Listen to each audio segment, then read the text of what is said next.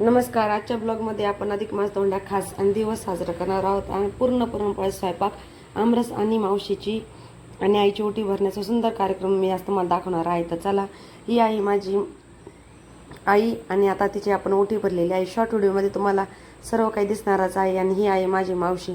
तर मावशीसुद्धा आईप्रमाणेच असते, त्याच्यामुळे मावशी देखील ओटी भरलेली आहे. दोघींचाही सुंदर कार्यक्रम केला. दोघींना छान अशा साड्या घेतल्या होत्या आणि पुरणपोळ्याचा स्वयंपाक केला. तर नमस्कार, मी शुभांगी ब्लॉग्स अँड किचनमध्ये तुमचं मनपूर्वक स्वागत करीत आहे. तर आजचा विषय म्हणजे आपला पुरणपोळी आणि अधिक मास आईची ओटी. तर चला, आता एवढी भारी पुरणपोळी करायची कशी तर तुम्हाला मी सांगणार आहे. तर आधी काय केलं आहे, आपण डाळीत पाणी घालून ठेवलेलं आहे. 2 ग्लास पाणी टाकलेलं आहे. 1 किलो डाळ घेतलेली आहे आणि डाळ ही हरभऱ्याची डाळ आहे. आणि त्यात पुरण हे उत्तम होण्यासाठी काय केलेलं आहे माहिती का, विलायची पूड टाकून घेतलेली आहे आणि डाळीत पाणी घालून ठेवलेलं आहे.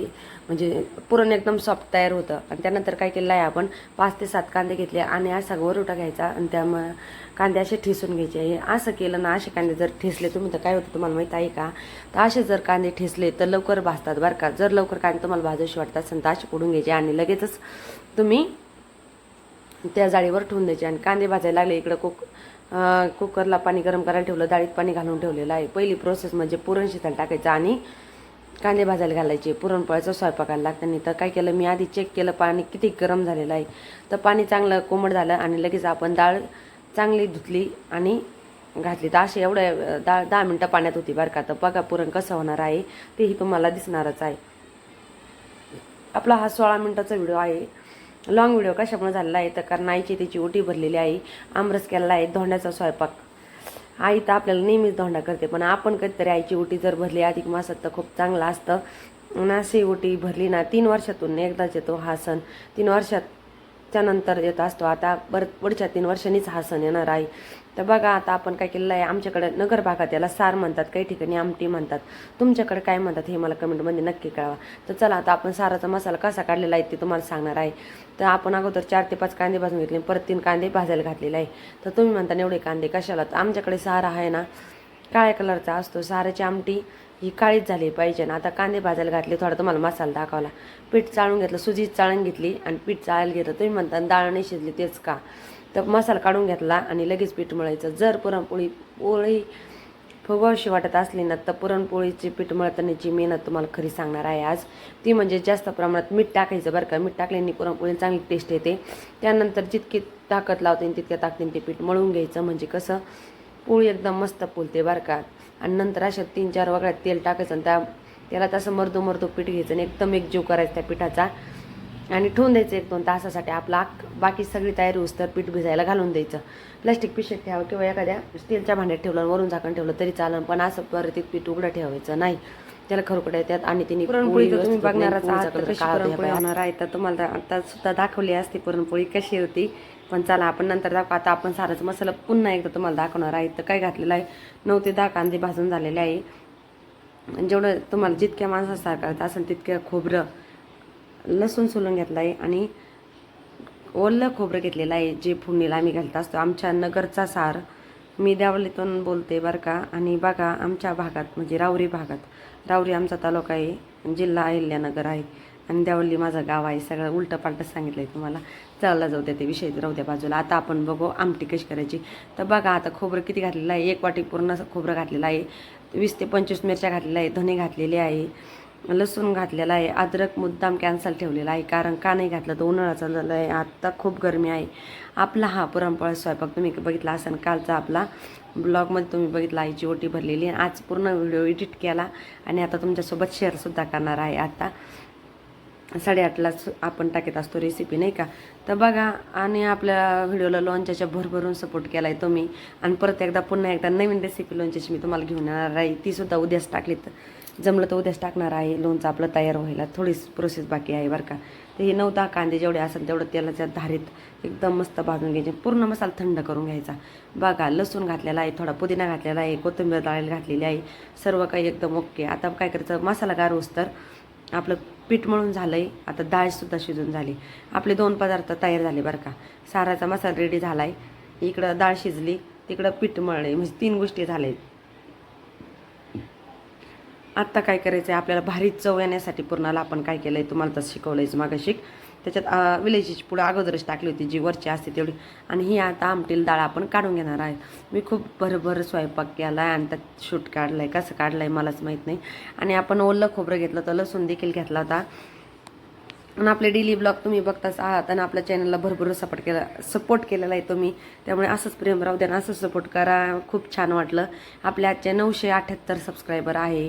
एवढे सबस्क्रायबर इतक्या लवकर होते, 1 वर्षसुद्धा नाही झाला आपल्या चॅनलला. आणि तुम्ही एवढं मला प्रेम दिलं त्याबद्दल मी तुमचे खूप आभारी आहे.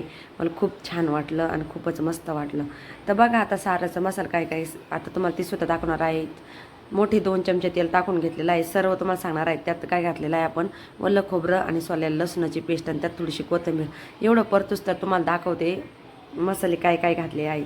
तर मसाले काय काय घेतलेले तर तुम्हाला सांगते. गरम मसाला घेतला आहे, किचन किंग मसाला घेतलेला आहे, अंबारी चटपट मसाला घेतलेला आहे, हळद पावडर आणि थोडासा चिकन मसाला घातलेला आहे. तर एवढं सगळं मिळून आणि त्यानंतर कढीपत्ता घातलेला आहे. तुम्ही बघितलं प्रमाण कसं होतं अगोदरच मसाल्याचं. एवढं सगळं एकाच वेळेस तुम्हाला दाखवलं आणि डायरेक्ट टाकून दिलं. आणि त्यानंतर सगळा मसाला बारीक वाटून ताटात काढून घेतला. आणि बघा डाळ देखील आणि सगळं मिश्रण परतून घ्यायचं. तिकडे काय ठेवलेलं आहे आपण, हे ठेवलेलं आहे काय तर डाळीचं पाणी काढून ठेवलेलं आहे. आमटीला डाळीचं पाणी घालायचंच बरं का. जर तुम्हाला रुचकर अशी चवशी वाटत असेल तर आमटीचं पाणी कधी तुम्ही वापरलं आहे का ते सुद्धा मला कमेंटमध्ये सांगा. आमटी किती भारी झालेली आहे हे सुद्धा तुम्हाला कळणार आहे. तरी देखील येणार आहे. हे पिठात आपण थोडं पाणी टाकून ठेवणार आहे, तोपर्यंत साराचा मसाला तिकडं परतत आहे. आणि पीठसुद्धा लावायचं आहे. आमच्या इकडचा सारा असा असतोय बरं का. तर आमटी नाही म्हणत, आम्ही सारच म्हणतो. ते आमटी काही एवढं खास वाटत नाही मला. आम्ही सारच म्हणतो पुरणपोळी स्वयंपाकात. तुम्ही काही म्हणा, मी सारच म्हणणार आहे. मला कमेंटमध्ये सांगा ताई असं तुमच्या भागात काय बोलतात. तर बघा आपण काय केलं आहे आता, ते जे डाळीचं पाणी आहे त्या ह्या मसाल्यात टाकले. तुम्ही म्हणता आणि आमच्याकडे ना सारा असा काळ्या कलरचा असतोय बघा. तुम्ही तरी असते पण ब्लॅकच कलर असतोय. आपण काय केलं, हे डाळीचं पाणी त्यामध्ये टाकून घेतलं आहे. तुम्हाला वाटतंय की याला काही तरी बिरी ना असं वाटतंय का, नाही ना वाटत. पण सार बघा किती झकास होतोय. आता काय करायचं आहे, पाणी वाटलं तर टाकून घेऊ आपण थोडंफार, नाही वाटलं तर आपण पिठाला सुरुवात करणार आहोत घालायला. घटपातळ बघून पाणी घालून घ्या आणि लगेचच आपलं पीठ लावायची प्रोसेस. ही प्रोसेस तुम्हाला माहीत होती की नाही हे सुद्धा मला कळवा. काही भागात आहे काही भागात नाही. हे पीठ आहे ना जेवढं होईल तेवढं बारीक, जेवढी तुमच्या हातात ताकद असेल तेवढी रगडायची आणि पूर्ण पिठाचं बारीक बारीक करायचं. जेवढं होईल तेवढं, गिठोळ्या काही राहिल्या नाही पाहिजे. आत्ता बघा कसं भन्नाट सार तयार झालेला नाही, होणार आहे. आता बघा तरी कशी सुटायला सुरुवात झाली. कोथिंबीर टाकून झाली. आता आपला सार उकळायला ठेवून देणार आहोत आपण साईडला. तो नंतर बघू आपण. आता आपण पुरण परतायची प्रोसेस चालू करणार आहे. तर पुरण परतताना तुम्हाला आणखीन एक खूप काही स्ट्रिक सांगणार आहे. यातल्या पूर्ण तुम्ही काळजीपूर्वक ऐका, म्हणजे तुमच्या लक्षात येईल पुरणपोळा स्वयंपाक कसा करायचा. तर बघा आपण कढईत एक वेगळी तेल घालून घेतलं आहे. का घातलं आहे तुम्हाला माहिती आहे का? ऐका. पुरणाची कढई लवकर निघत नाही, की खूप वेळ घासावं लागते. खूप कडक कढई होती आणि पुरण खूप लवकर करपलं जातं. त्यासाठी एक वेगळी तेल जर टाकलं ना आरामात आपलं पुरण परतं, तर काही त्रास होत नाही. 1 किलोला 1 किलोचं मी गूळ नाही घालणार. मी ना 1.5 किलो गूळ आणि ना 200 ग्रॅम साखर घालणार आहे. तर बघू आपलं मला गोड पुरणपोळी आवडते त्यामुळे मी तेवढं घातलेलं. तुम्हाला जर नसन आवडत तर तुम्ही कमीसुद्धा घालू शकता. थोडा थोडा करून गूळ असा फोडूनच टाकलेला आहे, कारण पुरण परतायची खूप मोठी मेहनत आहे. साखर घालून घेतलेली आहे, वर खाली केलं आहे.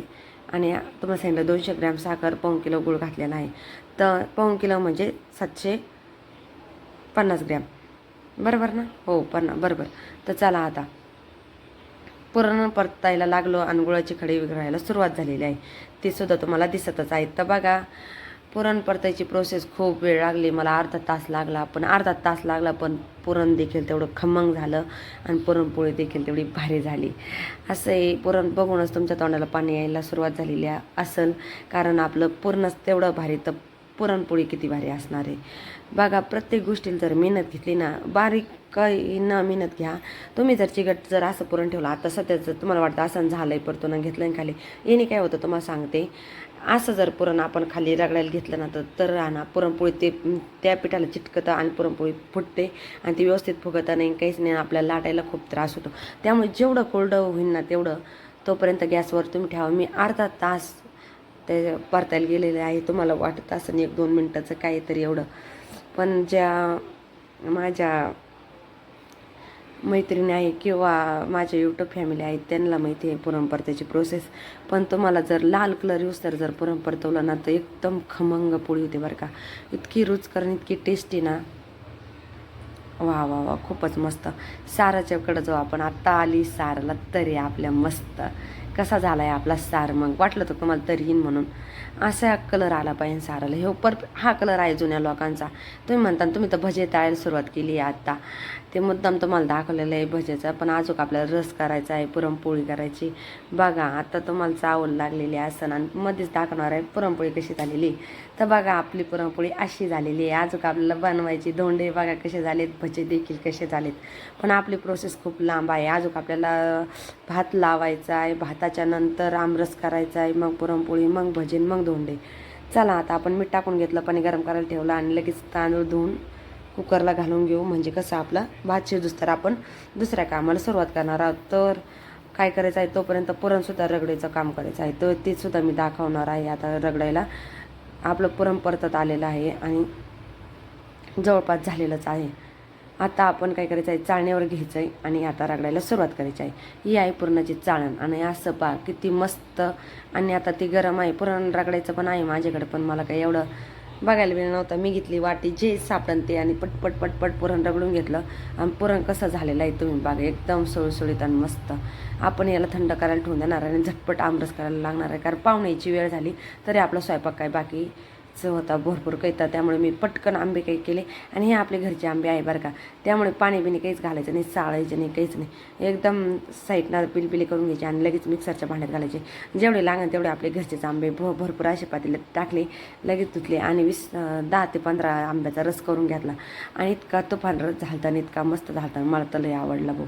मला आमरस पुरणपोळी खूप आवडते. तुम्हाला आवडते का? या उन्हात तुम्ही खाल्ली का? आता परत साखर एकदा टाकून घेऊ. घरचे आंबे होते थोडेच टाकायचे आणि लगेच आपल्या भांड्यात काढून घेऊ. वेळच नाही, खूप वेळ कमी झाला. पाहुण्याची वेळ झाली आणि आपल्या अजून पोळ्या भजे बाकी आहे. फोटो तुम्ही बघितले पण प्रत्यक्षात करायचे आहे मला. आता आपले कांदे हे भज्यासाठी कट करायला ठेवलेले आहे खाली लगेच. ही आहे सुट विलायचीची पावडर. ते बघा ते झालं का परत एकदा एक भांडं राहिलं तर ते टाकून घेऊ, हलवून घ्यायचं आणि देऊ फ्रीजमध्ये ठेवून. त्यानंतर आपण पुरणात सुद्धा सुट विलायची घालायची राहिलेली आहे आपली. आता आमरसात टाकली तर पुरण आपलं थंड झालेलं असं म्हणलं त्यावर देखील आपण टाकून घेऊ सुट विलायची. हे थंड करायला ठेवायचं, याच्यावर सुट विलायची टाकायची. बघा पुरण किती भारी चुरून दाखवलेलं आहे. तर लगेच सुट विलायची टाकून आपण पुरणपोळ्याला सुरुवात करून घेऊ. आता माझी आई आलेली आहे आणि ती पुरणपोळ्याला सुरुवात केलेली आहे. आईनंच शिकवलेली आहे, पण आज आईच्या हातची पुरणपोळी खाणार आहे. माझ्या घरी आली आणि आईनंच पुरणपोळी. पण पहिला नैवेद्य आपल्या देवांना धोंड्याच्या महिन्यात पहिलं म्हणजे आम्ही धोंडे करतो आणि देवांना दाखवतो. त्यामुळे पहिले आपले देवांना आणि मग बाकीच्या सर्वांना. तर चला आपल्या मम्मीला नैवेद्य केलं. पुरणपोळी बाग कशी फुगली आहे. बाकीची मेहनत तर सगळी आपलीच आहे बरं का. पण मम्मीच्या हातची पोळी खायची होती, म्हणलं तूच बनव आज, मी काही पुरणपोळी करणार नाही. तर मम्मीला करायला लावली. पण बघा पीठ सगळं एकदम मस्त. मम्मी म्हणे खूपच छान तू बनवलेलं आहे. त्यामुळे मला पोळी करायला खूप सोपी जात आहे, कारण आपला नैवेद्यच इतका टम फुगला आहे तर पोळी किती भारी फुगन बघा. आत्ता बघा आता आपली मम्मी लागलेली आहे पुरणपोळीची प्रोसेस करायला. तर बघा पोळी मम्मीला आठवून होत आली. माझं इकडं नैवेद्याचा पण शूट करायचा, मम्मीच्या पोळीचा शूट करायचा. मी मम्मीचा मुद्दाम व्हिडिओ घेतलेला नाही, कारण तुम्ही माझी मम्मी अगोदर बघितली, माझी मावशीसुद्धा बघितलेली आहे. आमच्या आहोनला सुद्धा मी लवकरच तुम्हाला दाखवणार आहे. त्या दिवशी त्यांनी कैऱ्या फोडून दाखवल्या, त्या व्हिडिओत ते होते.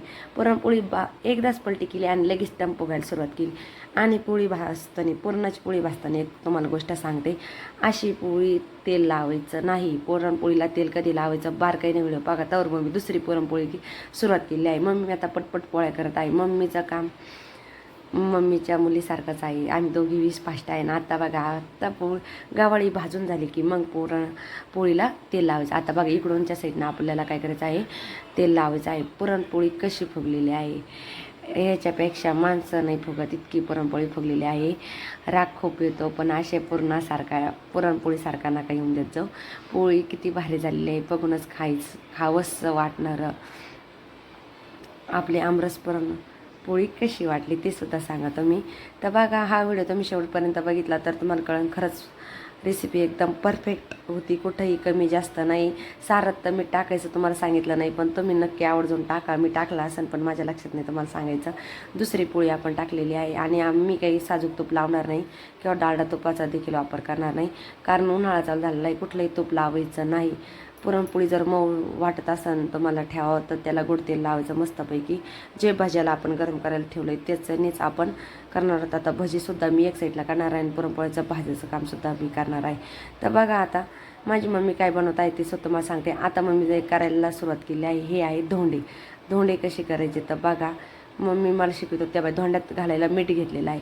मीठ टाकावं लागतं. इकडं तेल तापायला ठेवलं. भजी काढायच्या आधी आपल्याला धोंडे काढावे लागतील. तुम्हाला ते देखील माहीतच आहे. तर बघा आता आपले धोंडे तयार केले मम्मीनं. 1-2 तुम्हाला दाखवलेत. आता ना 11 किंवा 33 करायचे आणि देवांना दाखवून घ्यायचे बरं का. तुमच्या भागात किती धोंडे करतात ते बी मला सांगा. धोंड्याचा कलरसुद्धा किती भारी चालता. भजीचं पीठ कसं केलं आहे काय केलं आहे ते सुद्धा तुम्ही नंतर प्रोसेसमध्ये तुम्हाला दिसणारच आहे. तर बघू शकता तुम्ही. मग तुम्ही म्हणता काय हे असं आणि किती मस्त आहे. आणि सारा आता आपण गरम करायला ठेवणार आहोत. आता तर बघा थंड झाल्याच्यानंतर कितीतरी आलेली. आता पुरणपोळ्या आपल्या झाल्या जवळपास आणि आपण आता सार गरम करायला ठेवलं आणि भजी काढायला सुरुवात करणार आहे. गरमच पोळ्यान गरमच भजी. माझे काका आणि माझे पप्पा देखील आले ते बरं का. मम्मीला त्यांना घेऊन. आणि अधिक मासात आईची ओटी नेहमी भरत जा तुम्ही. 3 वर्षातून हा सण येत असतो. आई आपल्यासाठी कायमच करते पण आईसाठी आपण काहीतरी देणं आहे. आपण थोडंसं काहीतरी केलं ना तर तिच्या मनाला देखील खूप छान वाटतं. मी जेव्हा माझ्या मम्मीची ओटी भरत होतं तेव्हा माझ्या मम्मीच्या आणि मावशीच्या डोळ्यातून पाणी येत होतं. तर तुम्ही म्हणता तुमचं तर काय चाललं आहे काहीच कळना. कढई पुसू राहिल्या आणि काय करू राहिल्या. तर मुद्दाम तुम्हाला उलटं पालटं काय दाखवलेलं आहे तर तुम्हालासुद्धा आतुरता वाटली पाहिजे. आपण आता काय करलं कांदा कट करून घेतला. उभा कांदा चिरला कढई तापायला ठेवली. तुम्ही भजे बघितले पण तुम्हाला मागाशी काय सांगितलं काय काय टाकलं ते तुम्हाला मी सांगणारच आहे. तर आधी कांदा टाकला त्यानंतर बेसनपीठ त्यावर कोथिंबीर मग बेसनपीठ कढई तापूस तर कढई चांगली कडक तापली की तेल घालायचं बरं का. तर बघा आता इकडे तापलेलं आहे आणि किती मोठं तेल घालून घेऊ कढईत. आता किटली धरली तशी वतली बरं का. कुठं एक 2-2 चमच्याने मोजायला. आता वावा घ्यायचा डायरेक्ट टाकून द्यायचं. हिरव्या मिरच्या कट केल्या. कुठलाही मसाला नाही काहीच नाही. एकदम झटकेपट एकच नंबर बरं का. तर बघा तुम्ही आत्ता आपले भजे कसे होते तुम्हाला ते सुद्धा देखील कळतील. असे भजे तुम्ही पाहिले का. भजीचं खास सिक्रेट तुम्हाला मी शिकवलेलं आहे का. पीठ लगेच कालवायचं आणि भजी काढायला सुरुवात करायची. थोडासा सोडा घेतला मीठसुद्धा टाकून घेतला आणि बघा न ऑइल धरताना भजी आपले निघणार आहे. तर तोपर्यंत मी तुम्हाला सांगणार आहे अधिक मासात तुमच्या आईची ओटी तुम्ही भरली की नाही. तर ओटी भरा नक्की भरा. आपल्या आईची ओटी खूप चांगलं असतं आपल्यासाठी बी त्यांच्यासाठी पण. आणखीन एक महत्त्वाची गोष्ट हा व्हिडिओ तुम्हाला किती आवडला आहे आणि ह्या व्हिडिओला तुम्ही किती सपोर्ट करता हे आपल्याला बघायचं आहे.